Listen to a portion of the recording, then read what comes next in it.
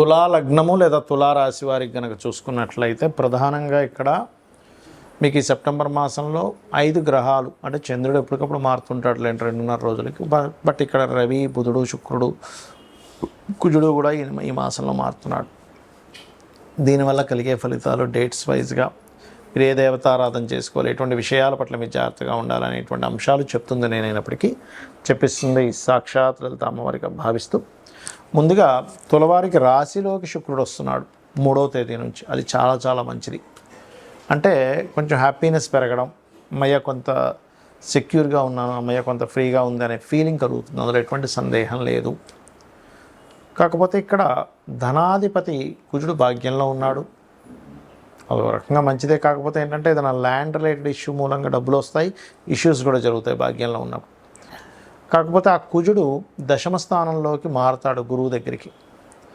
గురువు దశమంలో ఉండడం అనేటువంటిది ఉచ్చ స్థానంలో ఉన్నందుకు బ్యాంకింగ్, టీచింగ్, ట్రైనింగ్, కన్సల్టెన్సీ సెంటర్స్లో జాబ్స్ కోసం చేసే ప్రయత్నాలు ఫలిస్తాయి. కుజుడు వచ్చినందుకు ఇంకొంచెం ప్రయత్నాలు ఇంకొంచెం ముమ్మరంగా చేస్తూ ఇంకొంచెం బలంగా ఒక జాబ్ కాకుండా 2వ జాబ్ చేసేటువంటి యోగం కూడా ఇస్తాడు. రవి లాభంలో ఉన్నందుకు, బాధకుడైనందుకు కొంచెం ప్రమోషన్స్ వస్తున్నప్పటికీ కొంచెం ఆటంకాలుగా వస్తూ ఉంటాయి. కాకపోతే మీరు బుధుడు కూడా మనకి ఎగ్జాల్ట్ పొజిషన్లోకి వస్తున్నాడు 7వ తేదీ నుంచి 26వ తేదీ వరకు 12లో ఉంటాడు. అందులో 17వ తేదీ వరకు ఇన్వెస్ట్మెంట్స్ మూలంగా కొంత స్ట్రెస్ ఉంటుంది. కొంచెం ఇన్వెస్ట్మెంట్ చేసేటప్పుడు కాస్త కుజగ్రహం దగ్గర దీపారాధన చేయండి, దానివల్ల వివాదాలు రావు. 5లో రాహు ఉన్నందుకు రాజకీయ నాయకులు, సినిమా ఫీల్డ్ వాళ్ళకి మంచిదే.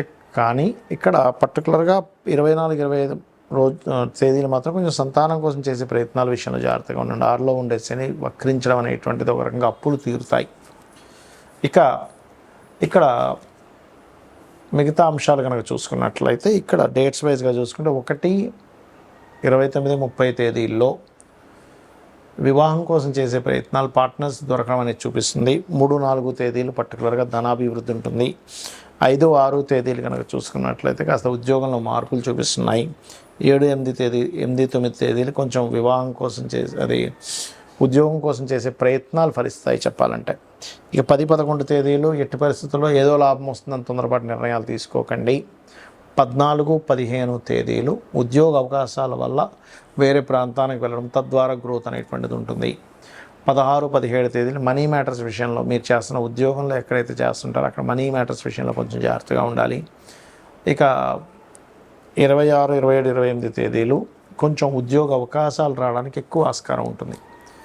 ఇక మీరు నిత్యము కూడా రాహుగ్రహం దగ్గర దీపారాధన, కుజగ్రహం దగ్గర దీపారాధన చేస్తూ దుర్గాదేవి యొక్క ఆరాధన చేయండి, అన్ని విధాలు బాగుంటుంది. చాలామంది నన్ను అడుగుతున్న ప్రశ్న ఏమిటంటే అసలు జాతకం ఎప్పుడు చూపించుకోవాలి, వాస్తు ఎప్పుడు చూపించుకోవాలి, ఈ రెండిటికి క్లారిటీ ఇస్తానండి మీకు. జాతకం పుట్టగానే చూపిస్తారండి. చాలామంది ఏంటంటే 12 ఏళ్ళ వరకు చూపించకూడదు, 8 ఏళ్ళ వరకు చూపించకూడదు అంటారు. ఎందుకంటే అది బాలారిష్టాలు ఉంటే చూసిన ఆస్ట్రాలజర్ ఎవరైతే ఉంటారో దైవజ్ఞుడు, అతనికి ఆ దోషం అంటుకుంటుందనే భయంతో చూడరు. కానీ ఉపాసన చేస్తూ ఉన్నట్లయితే భారం మొత్తం అమ్మవారి మీద వేసి అమ్మవారు చూపిస్తుంది, అమ్మవారు పలికిస్తుంది అన్నప్పుడు ఇబ్బంది ఏమీ ఉండదు. గుర్తుపెట్టుకోండి. ఉపాసన చేయాలి, అనుష్ఠానం చేయాలి. రోజు కనీసం 2-3 గంటల సేపు జపంలో కూర్చోవాలి. గాయత్రి కానీ మీ ఇష్టదేవత కానీ చేసుకుంటే ఇబ్బంది ఉండదు. ఇక రెండవ విషయం ఏంటంటే అసలు చిన్నప్పుడు చూస్తేనేగా ఏ దోషం ఉంది ఏంటని చేసేది, రైట్. ఇక జనరల్గా చిన్నప్పుడు పక్క పెట్టేస్తే అసలు ఎప్పుడెప్పుడు చూసుకోవాలి జాతకాన్ని. మీకు మహాదశ మారుతూ ఉంటుంది, గుర్తుపెట్టుకోండి. అంటే మనకి పుట్టినప్పటి నుంచి ఉదాహరణకు అశ్విని నక్షత్రంలో పుట్టాం, కేతు మహాదశ 7 ఏళ్ళు ఉంది. 7 ఏళ్ళ తర్వాత శుక్ర మహాదశకు 20 ఏళ్ళు ఉంటుంది.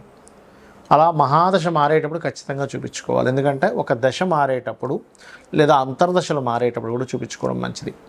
మనకి ఆలోచన విధానము, మనం చేసే యాక్టివిటీస్లో ఖచ్చితంగా మార్పులు ఉంటాయి అక్కడ.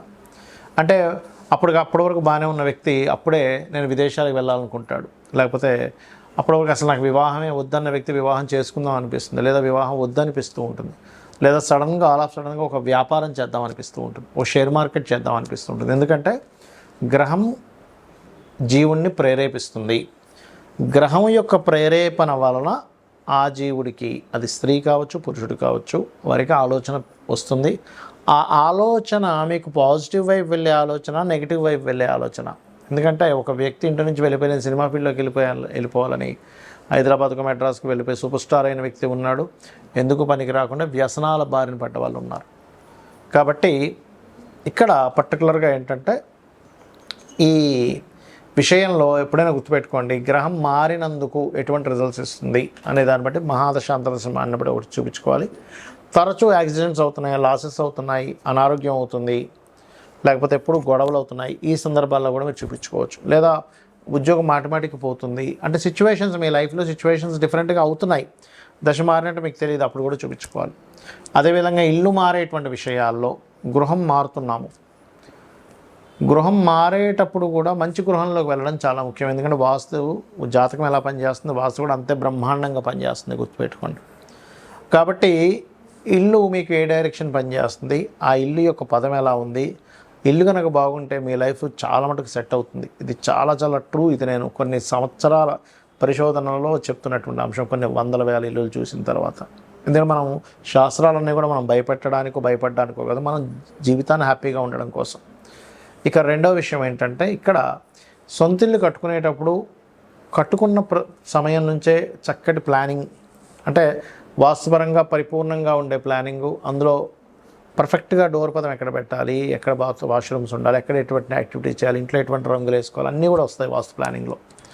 ఆ రకంగా మీరు ప్లానింగ్ చేసుకుంటే ఇంకా బాగుంటుంది. ఆ రకంగా ప్లాన్స్ కూడా ఇవ్వడం జరుగుతూ ఉంటుంది. అయితే ఇక్కడ ఇల్లు అద్దిల్లు అయినప్పుడు ఎలాగా అని సందేహం కలుగుతుంది చాలామందికి. అద్దింట్లో కూడా ఎటువంటి మార్పులు చేయకుండా, అంటే ఏదో పగలగొట్టకుండా తీసేయకుండా కూడా చేయవచ్చు, గుర్తుపెట్టుకోండి. అద్దె ఇంట్లో కూడా అంటే వాస్తు అంటే ఎంతసేపు దీన్ని మొత్తం కూల్చేయాలంటే మనము అద్దెంట్లో ఎక్కడ కుదురుతుంది అనుకుంటూ ఉంటారు. కానీ అద్దెంట్లో కూడా రంగుల ద్వారానో, వస్తువులు పెట్టుకునే అమరికలో తేడా ఉండడం వల్ల చిన్న ఇప్పుడు బ్లాకర్స్ అంటూ ఉంటారు, లేకపోతే చిన్న మెటల్స్తో కొన్ని రెమెడీస్ చేస్తాం వాష్రూమ్ ఉండకూడని ప్రదేశంలో ఉన్నప్పుడు. ఆ రకంగా కూడా మీరు చేసుకోవచ్చు. అయితే ఇవన్నీ నాకు తెలియవండి, నాకు జాతకం లేదు. సరే, వాస్తు అంటే మనం వాస్తు చూస్తాం, జాతకం లేదు, అప్పుడు ఏం చేయాలి? నిత్యము దీపారాధన అలవాటు చేసుకోండి, ఉదయం సాయంత్రం. నిత్యము మీ ఇంటి దగ్గర లేదని ఆలయం ఉన్నట్లయితే వెళ్ళండి. మీకు జాతకంలో ఎటువంటి మహాదశ నడుస్తున్నా, ఎటువంటి అంతర్దశ నడుస్తున్నా ఖచ్చితంగా బాగుంటుంది. హ్యాపీగా అయితే ఉంటారు. కోట్లు సంపాదించకపోయినా ప్రశాంతంగా ఉంటారు, ఆనందంగా ఉంటారు. ఎందుకంటే ఎన్ని కోట్లు సంపాదించినా కూడా ఆనందం లేకపోతే వేస్ట్. కాంతారా మూవీ చూశారుగా, కాంతారా మూవీలో ఏంటి, ఆనందం కోసం రాజు బయలుదేరతాడు. ఒక రాయిని చూసినప్పుడు ఆనందం కలుగుతుంది. అలా ఏంటంటే మీకు నిత్యము లలిత చదువుకోవడం, వినడం. జాతకం తెలియదండి, నాకేం చేయాలో అర్థం కావట్లేదు, అమ్మవారే మనకు దారిని చూపిస్తుంది. నువ్వు వెళ్ళేది తప్పు, ఈ రూట్లో వెళ్ళకు, ఇబ్బంది వస్తుంది, షేర్ మార్కెట్లోకి వెళ్ళకు, లేకపోతే షేర్ మార్కెట్లోకి వెళ్ళు, బాగుంటుంది. బాగుండేది ఉంటుంది, పాడైపోయి ఉంటాయి వాళ్ళ జాతకాలను బట్టి. నీచభంగ రాజయోగాలు ఉన్నాయి, అద్భుతంగా కలిసి వస్తున్నాయి. విపరీత రాజయోగాలు ఉన్నాయి, అద్భుతంగా కలిసి వస్తున్నాయి. పంచమహాపురుష యోగాలు ఉన్నాయి, కొంతవరకు సపోర్ట్ చేస్తుంది జాతకాన్ని.